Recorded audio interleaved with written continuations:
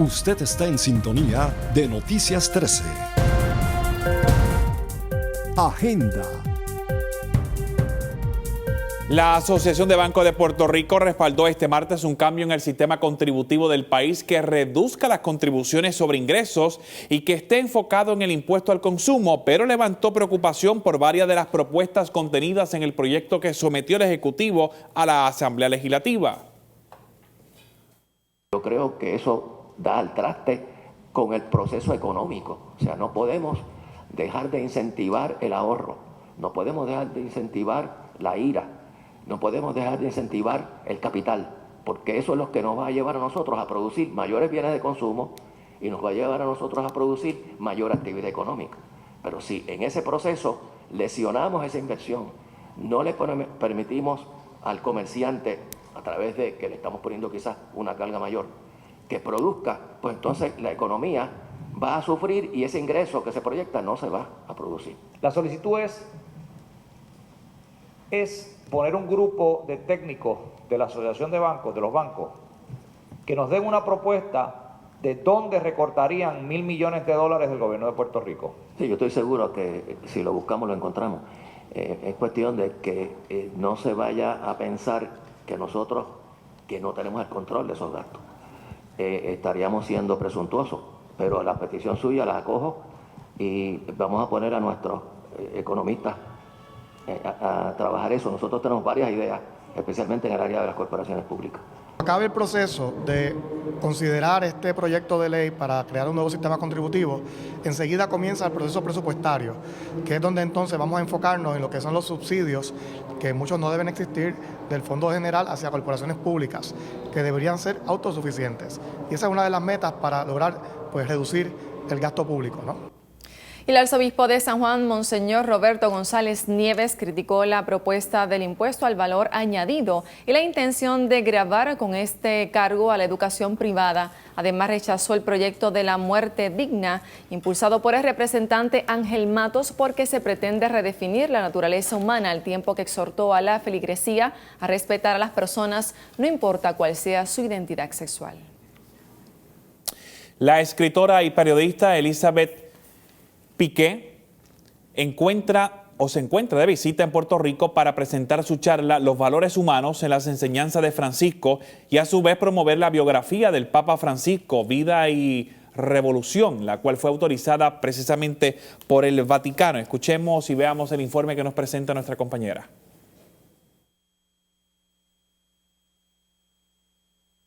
Francisco, Vida y Revolución es el título del libro de la periodista y escritora argentina Elizabeth Piqué, quien visita por primera vez la isla para promover además su charla Los valores humanos en las enseñanzas de Francisco.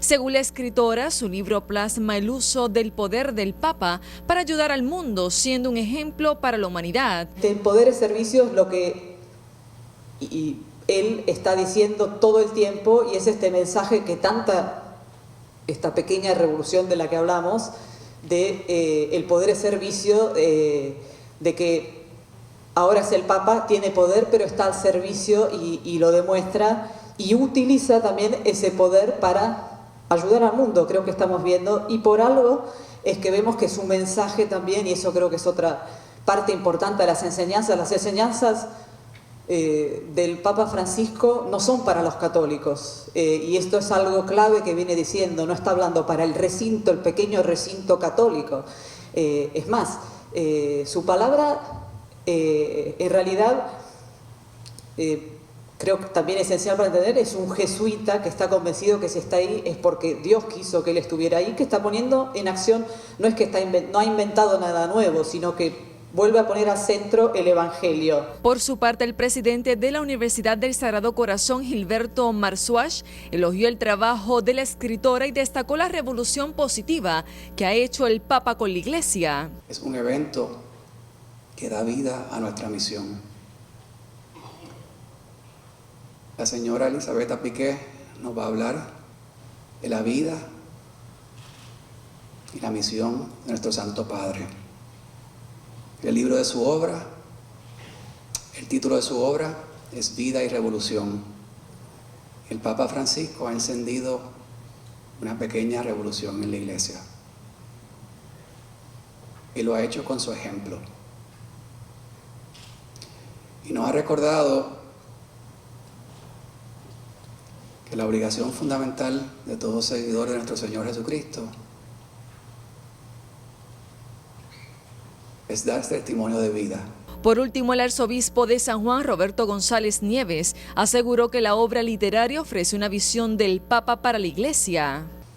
En dicha obra literaria nos ofrece una visión única de la forma de pensar y sentir del Papa, de cómo trabaja en favor de los pobres y de su visión para la Iglesia, y que revela el lado personal del Papa Francisco, su libertad, valor, humildad, humanidad y sentido del humor, así como la profunda influencia espiritual que su formación jesuita ha tenido en el hombre que ahora guía la Iglesia católica. Durante la actividad, la autora habló de su trayectoria y su reencuentro en Roma con Francisco cuando fue creado cardenal por el Papa Juan Pablo II. Por otro lado, Piqué resaltó la humildad que caracteriza a Francisco, así como el empeño del religioso en hacer del servicio su vida. La escritora también elogió el coraje, la creatividad y audacia que tiene el Papa para involucrarse en asuntos que atañen no solo a las comunidades, sino a naciones enteras. Reportando para Noticias 13 desde San Juan, Irán Delgado y Yarimar Marrero. Y la Corporación Federal de Seguros de Depósitos pondera las ofertas de compra que recibió en un puñado de entidades bancarias y fondos de inversión privada interesadas en adquirir los activos de Doral Bank. Esto si el banco comercial no levanta el capital requerido por el regulador federal. Según las fuentes de la corporación, seleccionaría la o las ofertas ganadoras en los próximos días, lo que coincidiría con el plazo que le dio al regulador a los directivos y la alta gerencia de Doral para cumplir con la orden de pronta acción correctiva. Mesa Redonda. Nos acompaña la psicóloga Sonia Santiago. Gracias por estar con nosotros. Bienvenida nuevamente aquí al Canal 13. Hoy vamos a hablar sobre los factores protectores personales. ¿De qué estamos hablando? Estamos hablando de que vivimos en un mundo tan convulsionado, con tantos factores de riesgo para nosotros, nuestra integridad, nuestra salud mental y emocional, que nosotros tenemos que fortalecernos. Ese concepto se conoce como resiliencia y es la capacidad del ser humano de enfrentar las adversidades de la vida con integridad y con madurez para poder salir adelante y fortalecido o fortalecida ante los embates de la vida, porque la verdad que esto está fuerte. Retante. ¿Lo podríamos dividir? ¿Cómo no? ¿Cómo lo podemos dividir? Vamos a hablar un poquito sobre los, más o menos los dos principales. Uno están los factores de carácter personal, psicológico, ¿verdad? Que es nuestra capacidad de cómo vemos el mundo, cómo vemos la capacidad de los demás para enfrentar esas características, esos estresores. Y están las cuestiones biopsicosociales. ¿Hay diferencia entonces? Sí, porque fíjate que muchas veces pues, uno viene como que con un bagaje, con una herencia genética. Y a veces hay unas deficiencias de carácter genético en nuestra persona. Entonces, tenemos que bregar con esos aspectos biológicos. No todo lo que la persona sufre desde el punto de vista de salud mental o emocional es de carácter emocional y mental. A veces son factores biológicos. Te voy a dar un caso rapidito. Sí. Esta semana tuve una paciente, cliente, participante, que me vino muy deprimida. Estaba un poco gruesa y yo le pedí permiso para tocar sus brazos y noté que tenía los vellos bien pronunciados y la piel súper reseca. Me fijé que en su mentón ella se afeita y estaba así como una papada grande y le dije, disculpa, te voy a hacer una pregunta. ¿Tú te has hecho un examen? ¿Tú has ido a un endocrinólogo o endocrinóloga? ¿Te has hecho un examen de las hormonas, de la tiroides? No, nunca he ido. Entonces la referí a un endocrinólogo porque yo entiendo que en el caso de esta muchacha es posible, claro, yo atendí el aspecto emocional, el aspecto de la depresión, pero eso puede ser una característica como consecuencia de una relación biológica de su persona con su cuerpo. A lo mejor ella estaba preocupada por la parte psicológica, pero Claro. no estaba por la parte biológica. No se había dado cuenta. Quizás Se bloqueaba ella. O el médico, por eso es bien importante entre los factores protectores, vamos a hablar un poquito sobre los esto. factores. Sí, los factores protectores están entonces la capacidad del ser humano para enfrentarse a esas adversidades de la vida. Pero entonces los se factores aprende en el protectores, hogar, se eso aprende en iba el a hogar. plantear. Vamos, imaginemos que se tira una piedrita en el río, en un lago.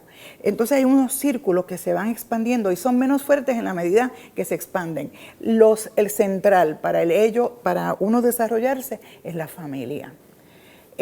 Mientras más fortalecida es la familia en términos de la enseñanza que le da a los niños y niñas, en términos de la estabilidad económica, y por eso es que en Puerto Rico tenemos este torbellino que puede afectar tanto a nuestras familias.